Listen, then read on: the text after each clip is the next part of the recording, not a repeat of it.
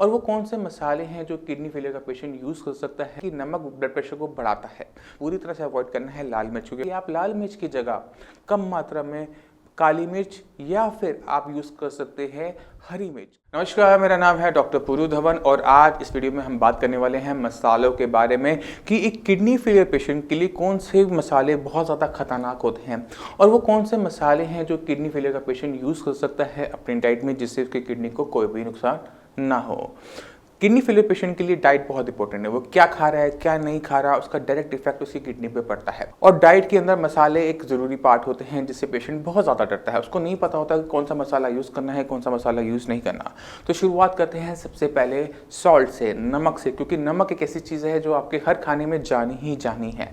और अगर एक किडनी फेलियर का पेशेंट को पता है कि उसे नमक खाना है नहीं खाना, तो उसकी लाइफ बहुत आसान हो जाती है। कितनी अमाउंट में खाना है उससे और आसान हो जाती है। कौन सा नमक खाना है तो लाइफ बहुत बेटर हो जाती है। तो शुरुआत करते हैं हम नमक से। एक किडनी फेलियर पेशेंट के अंदर एक कॉमन दिक्कत हमें देखने को मिलती है हाई ब्लड प्रेशर, क्योंकि प्रेशर जो होता है ब्लड का वो बढ़ा रहता है और हम सब जानते हैं कि नमक ब्लड प्रेशर को बढ़ाता है। तो एक किडनी फेलियर पेशेंट के लिए जिसका ब्लड प्रेशर हाई हो, उसको अपनी डाइट के अंदर नमक को कम कर देना चाहिए। उसकी डाइट के अंदर नमक जाएगा एक टाइम के खाने के अंदर 1 पिंच ऑफ सॉल्ट। अभी नमक कौन सा होगा ये भी बहुत इंपॉर्टेंट हो जाता है। जो नॉर्मल नमक हम अपनी मार्केट से लेकर आते हैं वो फैक्ट्रियों में बनने वाला नमक होता है, जो प्योर फॉर्म में सोडियम क्लोराइड होता है, जिसकी वजह से हम क्या देखते हैं कि ये ब्लड प्रेशर को तेजी से बढ़ाता है। तो एक किडनी फेलियर पेशेंट को इस नॉर्मल नमक से बचना होता है। उसको हम एडवाइस करते हैं कि आपने सेंधा नमक लेना है। अब सेंधा नमक क्यों एडवाइस किया जाता है? क्योंकि वो है तो नमक ही और उसकी कंपोजिशन मेनली कंपोजिशन है भी सोडियम क्लोराइड। मगर ये जो सेंधा नमक, लाहौरी नमक, जिसे हम हिमालयन सॉल्ट भी कहा जाता है, ये जो सॉल्ट होता है ये फैक्ट्रियों में नहीं बनता। ये आपको पहाड़ों में कहीं जब पानी इकट्ठा हो जाता है तो उस पानी जब सूखता है तो पीछे नमक छोड़ जाता है। ये जो नमक होता है इसमें ना सिर्फ सोडियम क्लोराइड होता है बल्कि इसके साथ साथ बहुत सारे ऐसे मिनरल्स होते हैं जो ब्लड प्रेशर को उतनी तेजी से नहीं बढ़ने देते जितना आपका नॉर्मल सॉल्ट बढ़ाता है।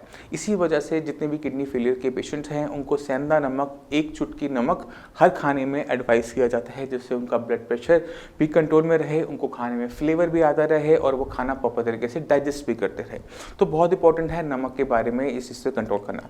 जिन पेशेंट के अंदर ब्लड प्रेशर लो रहता है, जिनका ब्लड प्रेशर डायसिस्टोलिक 70 के आसपास रहता है, वो नमक को नॉर्मल अमाउंट में ले सकते हैं। मगर आपका अगर ब्लड प्रेशर 80 या 80 प्लस रहता है तो आपको अपने नमक की क्वांटिटी के अंदर कट डाउन करना पड़ेगा। अब चलते हैं मिर्च पे। लाल मिर्च एक ऐसी चीज़ है जो लोग पसंद बहुत करते हैं। हर चीज़ के अंदर डलना ही डलना है, चाहे वो कलर हो, फ्लेवर हो, लोग पसंद करते हैं। मगर लाल मिर्च के बारे में ये जाना जाता है, एक तो इसमें एडल्ट्रेशन बहुत होती है।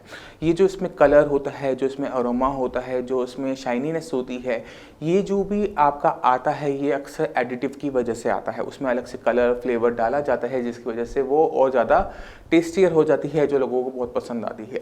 तो हमने पहले अवॉइड करना है, पूरी तरह से अवॉइड करना है लाल मिर्च, क्योंकि अगर हम लाल मिर्च नहीं खाते तो हमें कोई नुकसान नहीं होगा। लाल मिर्च अगर अपनी डाइट से निकाल देते हैं तो आपके खाने में से जो चरपरापन है, जो टेस्ट है, वो चला जाता है। इसी वजह से किडनी फेलियर के जितने भी पेशेंट हैं उनको एडवाइस किया जाता है कि आप लाल मिर्च की जगह कम मात्रा में काली मिर्च या फिर आप यूज़ कर सकते हैं हरी मिर्च कम मात्रा के अंदर। हमें आपके ब्लड प्रेशर बढ़ता हुआ नहीं देखना है। इसी वजह से अगर हम ये मसाले भी यूज़ कर रहे हैं तो कम मात्रा में कर रहे हैं और लाल मिर्च का प्रयोग बिल्कुल भी नहीं होगा। अब चलते हैं बाकी मसालों के ऊपर, चाहे वो आपका जीरा हो, हींग हो, धनिया हो, आपका पुदीना हो, बाकी जो गर्म मसाले आप यूज़ करते हैं, अब उनके बारे में हम बात करते हैं। ये जो मसाले होते हैं इनका ब्लड प्रेशर पर कोई सीधा इफेक्ट नहीं पड़ता।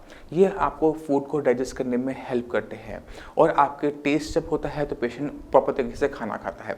अक्सर पेशेंट जब हमारे पास आते हैं जिनको हम बोलते हैं कि आपने ये नहीं खाना, तो पेशेंट के जो घर वाले होते हैं अक्सर पेशेंट को बहुत ज़्यादा टाइट कर देते हैं, उनके सारे मसाले रोक देते हैं। जब मसाले नहीं बचते तो फ्लेवर चला जाता है और फ्लेवर चला जाता है तो पेशेंट खाना कम कर देता है और खाना कम किया तो बॉडी के अंदर जो नुकसान है वो बढ़ना शुरू हो जाता है। पेशेंट की कंडीशन सही होने की जगह खराब होनी शुरू हो जाती है लॉन्ग रन के अंदर।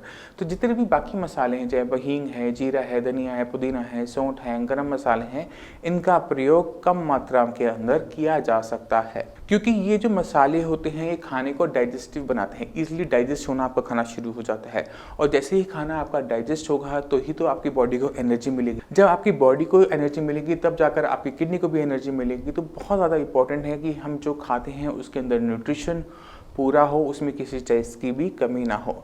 जिन पेशेंट ने हमारी डाइट की बाकी वीडियोस को नहीं देखा, वो इस वीडियो के एंड पर जाकर हमारी डाइट के बारे में जो डिटेल वीडियोस हैं उसके बारे में जान सकते हैं। क्या खाना है क्या नहीं खाना है उसमें डिटेल में बताया गया है। मैं उम्मीद करता हूँ इस वीडियो से आप स्पाइसेस के बारे में, मसालों के बारे में जान गए कि कौन सा खाना है कौन सा नहीं खाना और क्यों नहीं खाना। फिर भी आपके माइंड में कोई भी डाउट हो, कुछ भी पूछना चाहते हो तो नीचे दिए हुए नंबर पर कॉल कर साई संजीवनी के डॉक्टर से आप फ्री ऑफ कॉस्ट कंसल्टेशन ले सकते हो। आप अपॉइंटमेंट लेकर मुझसे भी आकर मिल सकते हो। अब इसी के साथ आप सभी से चलने की आगे जाऊँगा। मिलते हैं अगली वीडियो में, तब तक के लिए धन्यवाद।